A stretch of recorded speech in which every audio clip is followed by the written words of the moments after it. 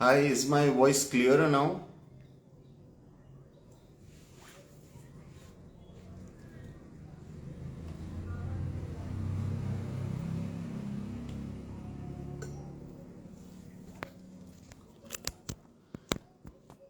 Yeah, we're just waiting for Archana to come in.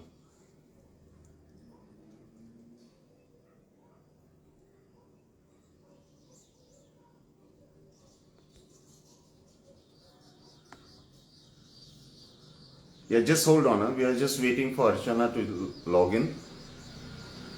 Archana Pai. Archana Pai. Kulkarni.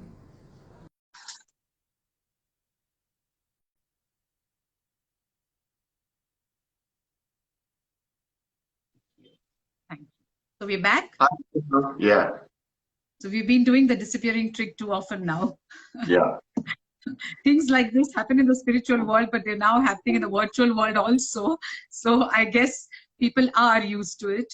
So we're very sorry for this, but we're back and we'll keep going. So you were telling me about the last marathon, right? Yes. So you had begun writing about spirituality. Were you on the path at that time? I want to know So when, yeah, writing became seeking. When did that happen?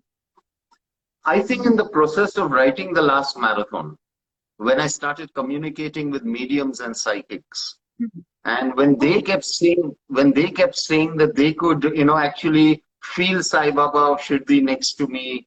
Uh, Okay. why don't I connect with Sai Baba? Why don't I connect with Sai Baba? That is how my journey began. Okay. My So, family, my family have been Sai Baba devotees from the beginning. So it wasn't as though Sai Baba was, some stranger to me. I've grown up with Sai Baba, loving him and praying to him, but I never actively thought about much of this spirituality, this whole paranormal stuff. It is only when I started writing the last marathon and to do research on paranormal, I myself jumped into it. And hmm, then things started moving. okay. So, but were you looking for something when you began seeking? Was it something that you were looking for? Yeah, I think I was looking for a little peace within me. Okay. And subsequently, you mentioned that in all your work, whether that is on the paranormal, the spiritual, or social issues, like say mother and child in Indian prisons or on juvenile delinquents, has always been about making a difference. So, can you elaborate what kind of difference are you trying to make? I'm very clear. I usually write about people who are damned. what Okay, you would call what you would call social outcasts. okay, okay, that's I interesting. wrote a book on mother and child in Indian prison, Mm-hmm. a section of society which is absolutely relegated to the boundaries. I Mm-hmm. wrote a book on juvenile delinquents. Once again, not many people give too much of attention to this. I've written a book called Yamuna Gently Weeps, which was on one of the biggest demolitions in the world of a slum. I made a documentary on that. Okay, okay. Even my characters in my fiction book, they're all flawed. They're all flawed. Mm-hmm. So I identify with those who are on the fringes, on the fringes of what we would call the society hub. And the only difference I want to make is trying to tell people that by being calm, we can get through our life in a more dignified manner. That's beautiful. So, what inspired you to write another book on Avatar Meher Baba? And when did you begin the process? In 2018, I gave my fourth volume of the Fakir to Penguin, Okay. and it was going to be published in 2019, I gave them the last volume of Fakir, Mhm. and it was going to be published in 2020. And Okay. Vaishali Mathur called me up and said, "We want another book of yours." Now, I didn't have any fiction going on in my head that time. So I remember praying to Sai Baba that give me a topic that I can write on. And in my prayer, this is the message I got, the write on Avatar Meher Baba. And that is how I wrote on him. Okay, so how easy was it, or how difficult was it to get in touch with so many devotees of Baba, and how long did this process take? The interviewing, I mean, because it's quite a tome. We have many stories there. I've gone through it, and it's a beautiful book. Fortunately for me, my sister Jennifer, she's a Avatar Meher Baba devotee. Okay. She connected me to Jimmy Khan, Okay. who I have written on and who has spent a long time with Meher Baba. He kindly put me on to others. Then Roshni Shehnaz helped me. Then Mehnath helped me. Then Jennifer Keating from abroad helped me. So it was their help through which doors opened for me, and they allowed me into their lives, and they allowed me into their past, and they allowed me to share their story on paper. I started writing when the pandemic struck. In fact, that's what I was going to ask you. That was my next question, in fact. So was it challenging to work on the book during the pandemic? Because a lot of authors that I've spoken to, have felt that they felt very debilitated and they couldn't write. So what has your experience been? Oh, for me, it was fantastic. Okay. I had all the time in the world. I didn't have to go out anywhere. And in fact, in 2020, I wrote 2 books, one on Meher Baba and one on Sai Baba, which shall be published soon. Oh, wonderful. That's wonderful. Yeah. Rusbe, I don't know whether, can we take a few questions, audience questions now? Sure. But I can't seem to see those. Just a minute. 1 minute, I can see them. Hold on, let me see them. Okay.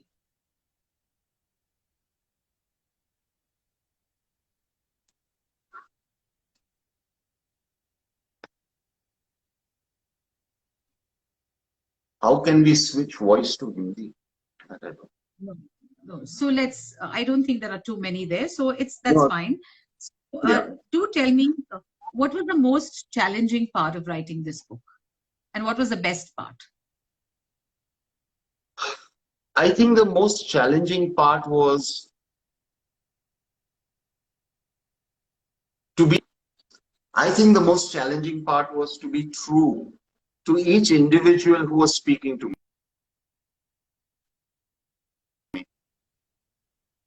me.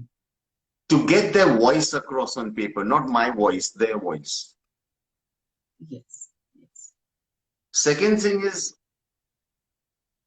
to get Meher Baba's divinity on paper. You see, whenever they spoke to me, they would cry when they were talking to me. And I wanted to bring forth that love onto paper. It was very important for me to bring out that love on paper. Got that. So you've always advocated living life as though your master is standing next to you, whoever the master may be, seeing you, observing you, nurturing you. Now that is perhaps easier when you have a living master. But when the master has dropped the body, and in these challenging times, how can one keep the faith? No, in fact, you got it reverse. It is easier. No, in fact, when you have a living master, you are more dependent on his presence. You are more dependent on his physical presence. Okay. When you don't have a master in the body, in the physical body, the master is living in spirit.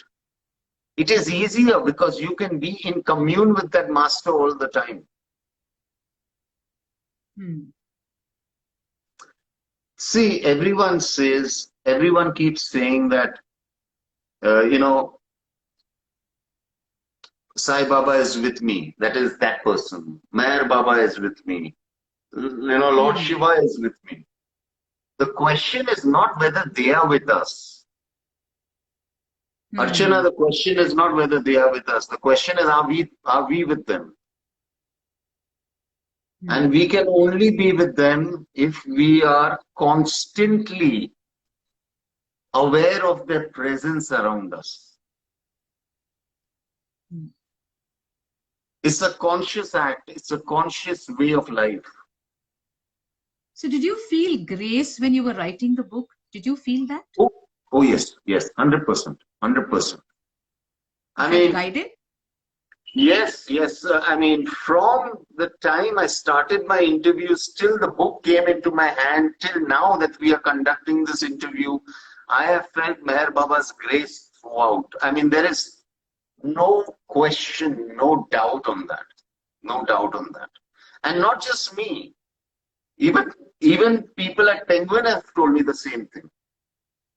Oh, how wonderful. Wonderful. Yes. Yeah. And so, are you saying that even in these times, one can be happy? Because you've said somewhere that the inability to digest happiness is a common illness. But why do you say so? Because everyone wants to be happy, right? So if this is a common illness, what is the remedy? Everyone would like to think they want to be happy, but they don't want to work towards their happiness. How does one work towards one's happiness? You see, this ability of finding fault in everything. The ability of, as soon as you get one thing, craving for another thing. But is that human nature? No, it's not human nature. It is a personality trait. It's not human nature. If you go to villages, if you go to the homes of poor people, you will find that they are content with their lot.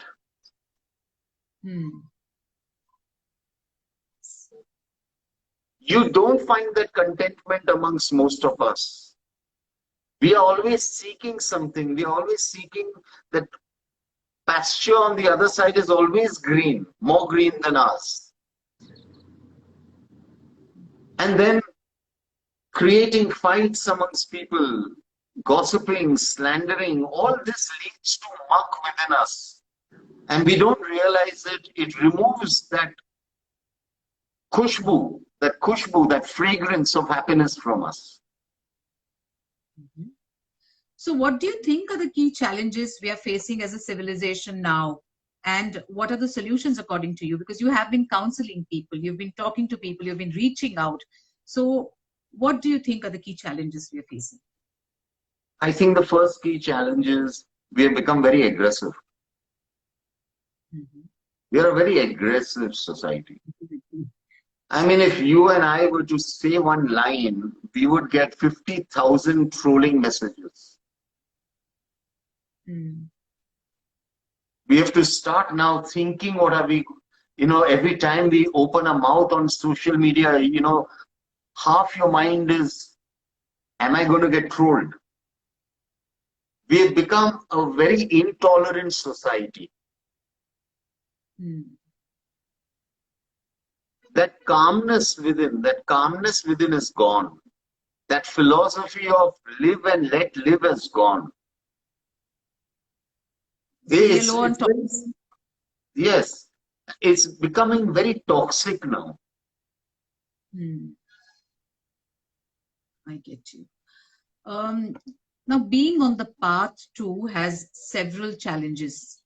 So the moment you mention, for example, that you're a seeker or spiritual, okay, you are expected to lead a Spartan life or behave like an ascetic, and that can be very stressful, right? You're almost under a scanner. So what is your idea of spirituality?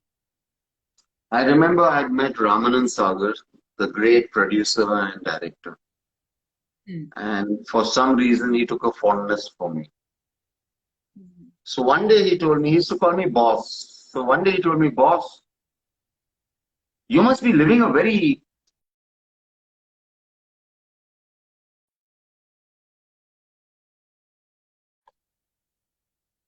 Yes. He told me, you must be living a very hard life. I said, why? He said, you're so young and you've written about spirituality. That means there must be a lot of pressure on you. So I said, no. I said, if you read my books, there's talk about everything. So he said, there is a lot of pressure on me since I made Ramayana. Oh. Oh. He said, whenever I'm invited to a house, they will serve me very boiled food. Okay. He said, I'm a non-vegetarian. I drink alcohol, but they will go on serving me this, boiled food. I don't know why they are going on serving me this food. So then Have he you told me, been subjected to something like that? no, Have no, you no. also been subjected? No, because if you have read my books, there's smoking, there's drinking, there's cursing, there's everything. So I don't think anybody in their right mind will ever think I am on that straight and narrow path in my lifestyle. But Okay, that's I'll very tell you interesting. why. I'll tell you why. For me, spirituality is about spirit. It's not about the body. I do not think there is a separate heaven for vegetarians. That's interesting. Yes. I do not think there is a separate heaven for those who don't drink or those who don't smoke. You enter heaven because of your good thoughts, good words, good deeds. That's it. I don't think there is anyone in heaven going through your dietary chart. I really like the way you put it. Yes. Now, Archana, this is my belief. It need not be somebody else's belief. You are This is entitled my to it, belief. of course. Valid. Yes. Now, the pandemic and these uncertain times are taking a toll on people's minds, right? And you have written this huge book on Avatar Meher Baba. So, which teachings of Avatar Meher Baba can provide them the much needed solace? Meher Baba was a very simple man. His philosophy was very down to earth. All he sought from his devotees and disciples was true love.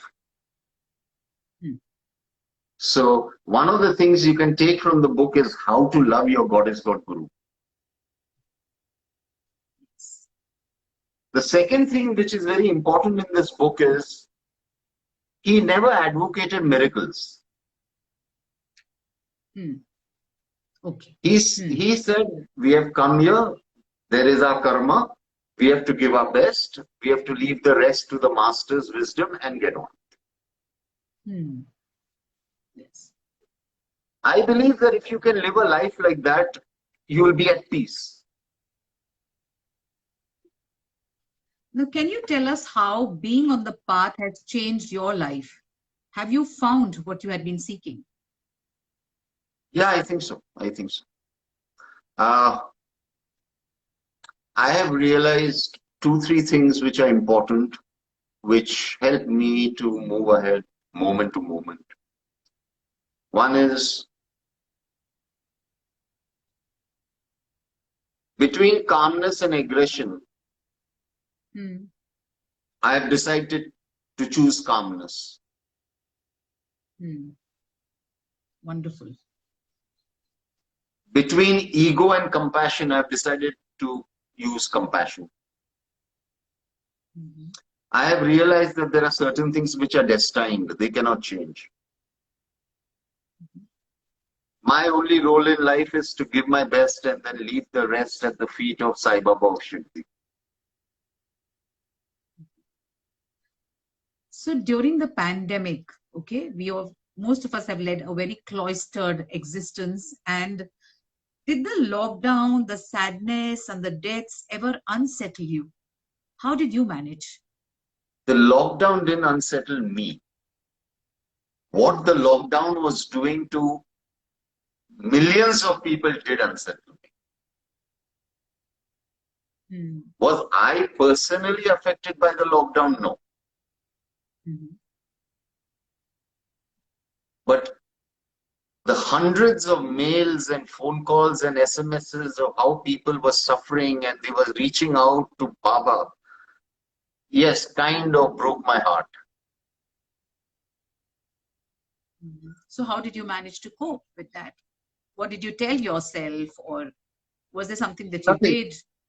Nothing. I just told myself that if I'm going to go into depression, I'm not going to be much use to anybody.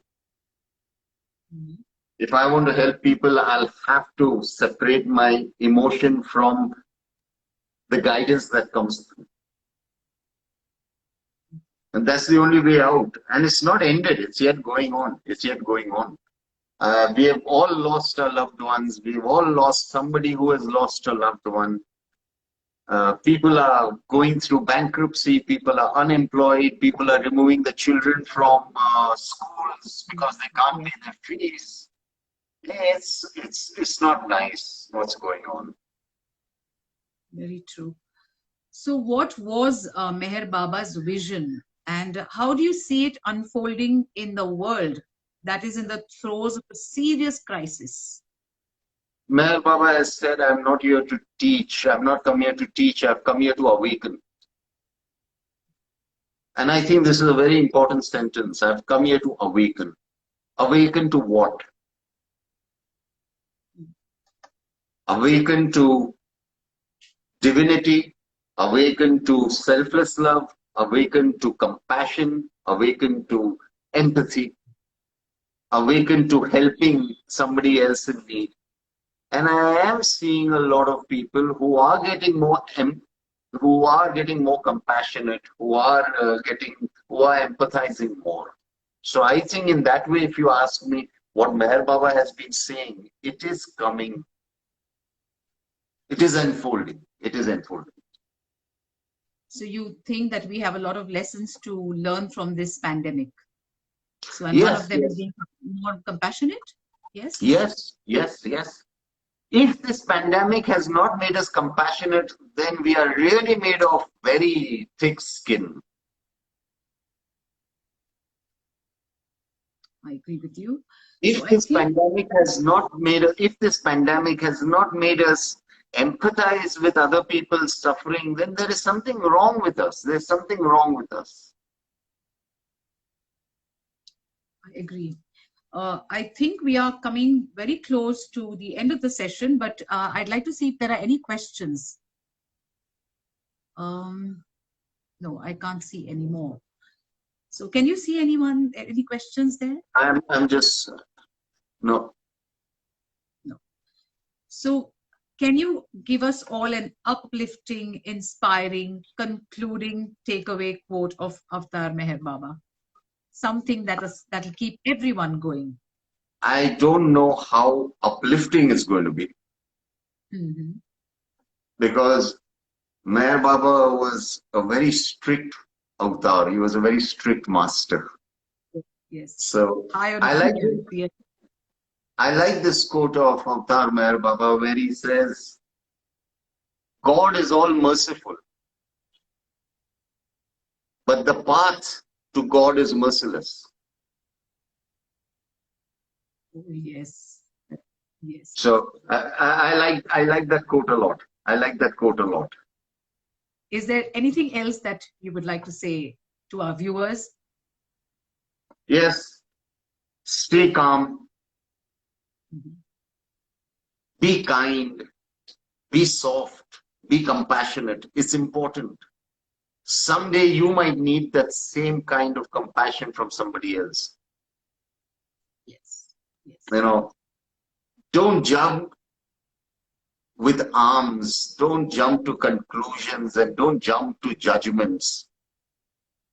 Mm-hmm. Life is nice, life is cool. You know, we don't have to get up in arms just to live a normal life. That's all I would like to say. Thank you, Rusbe, for your time, for joining us, and for the wonderful book, which is available on Flipkart. And I exhort everyone to buy it and read it. There are lovely stories. And despite all the glitches, I believe grace descended and we managed to talk. So thanks everyone for joining us, and thank you. Thank you. Jai Baba. Thank you, Jay.